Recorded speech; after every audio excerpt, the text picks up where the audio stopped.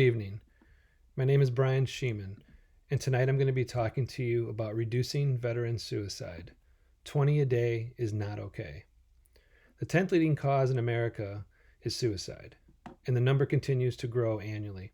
Suicide has become a crushing problem among veterans, with 20 deaths per day, according to an article written by M. Hogan, Veteran Suicide, Not Just a VA Issue. Most veterans do not qualify for veterans benefits, and almost 70% of veterans who die by suicide were not receiving care within the VA system. Outside programs not affiliated with the VA need to be offered and available to those veterans in need. The veterans' suicide epidemic spans far beyond those who have sustained mental injury from conflict alone. Veterans seem to be hesitant to utilize resources due to the stigma associated with mental illness. Hesitation, coupled with the resistance to seek help, affects the ability for those with suicidal thoughts and tendencies to get the care they need. Those who served who need help and don't seek it out later find their personal lives outside the military are also affected. There has been a steady rise in suicides among veterans since September 11th, 2001. According to an article published by the American Journal of Public Health titled Predictive Modeling and Concentration of Suicide, Risk of Suicide, Implications for Preventative Interventions in the U.S. Department of Veteran Affairs, the Department of Defense started implementing programs and efforts to address the alarmingly high rate of suicide among veterans. It is critical that the general public, family members of those who served and are currently serving, along with those who also have served, and employers of veterans all be made aware of warning signs and step in to intervene in a potential suicide of our current and former military members. A vast array of suicide prevention programs and policies have been deployed and implemented, both within the military and the Veterans Health Administration. Veteran suicide is an epidemic that needs to be addressed, and attempts to reduce the rate of veteran suicide need to be implemented immediately. As a fellow veteran, I am truly concerned at the rate of veteran suicide among my fellow military brothers and sisters. I am advocating for increased assistance in reducing the rising numbers of suicide within my military family.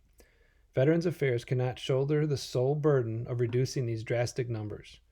The overall adult suicide rate also needs to be reduced as well, and the VA outside sources to implement initiatives to help combat this epidemic.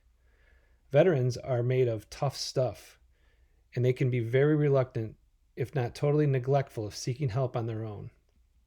20 a day is not okay, so we need to have more concrete evidence to what the problems are truly that are haunting our hometown heroes and how we can best help them as a country. Alarming research shows that the number of troops killed in action has dropped. The military suicide rate at times surpassed those who have died in war. 2017, research indicated 58% of all participants had a personal connection to a veteran who committed suicide, and 65% of those surveyed knew a veteran who attempted suicide. These statistics clearly indicate that the veteran suicide rate needs immediate interventions, and whatever systems that have already been put in place are not successful, according to Suicide Among Soldiers, a review of psychosocial risk and protective factors, an article published in 2013 in the medical journal Psychiatry. Surviving veterans may have survivor's guilt after losing comrades in combat. Extensive research has been done by the VA on post-traumatic stress of veterans incur after returning from combat. However, the primary focus is on association between combat exposure and PTSD, depression, and alcohol use and abuse.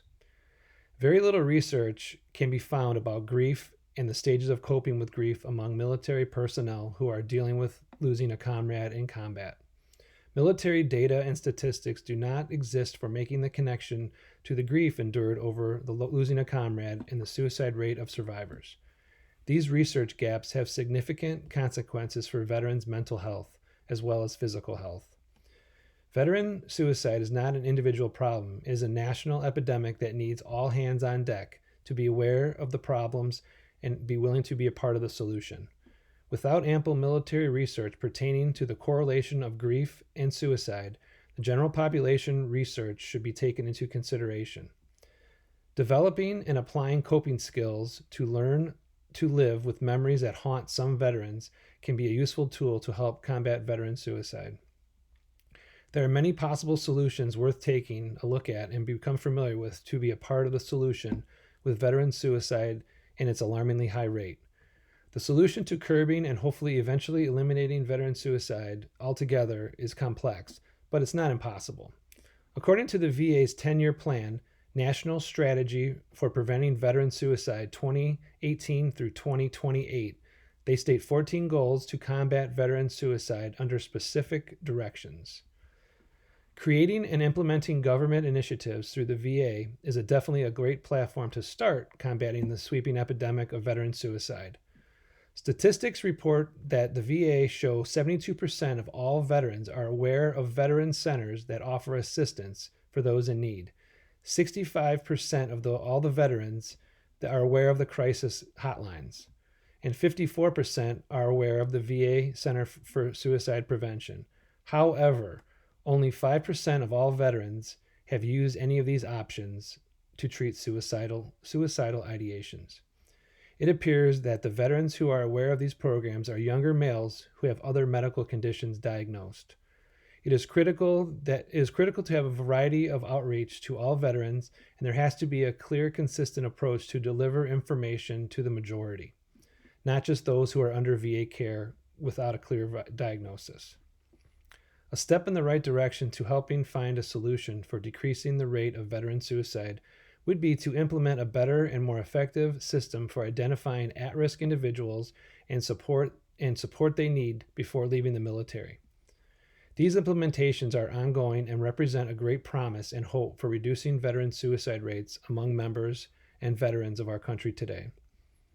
Providing programs for veterans who are in need of help, coupled with more invasive and long-term monitoring of veterans with possible suicidal ideation, are a great step in combating the unacceptable high rate of veteran suicides. Additional programs need to be implemented at the community support level to make those veterans within their lives, whether it be family members, colleagues, friends, neighbors, acquaintances, and everybody who knows in proper, appropriate ways to lend support. According to the website mission22.com, Mission 22 is an organization trying to reduce veteran suicide. Mission 22 is dedicated to healing America's veterans, and they are also there to help when they need the most. Mission 22 is a non-for-profit who combats the ever-rising veteran suicide rate. Every day, more than 20 veterans are lost to suicide. Mission 22 provides treatment programs to veterans with post-traumatic stress disorder, traumatic brain injuries, and other issues they might be facing. It is these types of organizations that veterans need to help them if they don't qualify for VA benefits and are hesitant to seek help through Veterans Affairs. The Veteran Crisis Line, the VA support groups for military members and their families, and private groups who also provide initial therapies support are a great start to combating veteran suicide. But more needs to be done. In an article published 2014, The Myths of Coping with Loss, in the journal Consult Clinical Psychology, helping educate the public will bring awareness to signs to look for and most effective ways to lend support through trained professionals and established channels. 20 veterans committing suicide a day is not okay, and suicide in general needs to be addressed in this country immediately. Suicide being the 10th leading cause of death in this country is a clear indicator that this is a problem not just affecting our veterans. In 2018, according to the U.S. Department of Veteran Affairs, veterans make up 22% of all who commit suicide annually, and that is a staggering statistic. Implementing a vast array of programs, creating a more thorough follow-up on veterans' post-military service, and educating the public by ridding the stigma against mental health assistance can all lead to a decrease in veterans committing suicide. There is not a quick fix to the problem, but in order to be successfully to decrease the suicide rate among veterans, military personnel, one soldier at a time, it is imperative that we have an all hands on deck and provide much support and possible for everyone involved.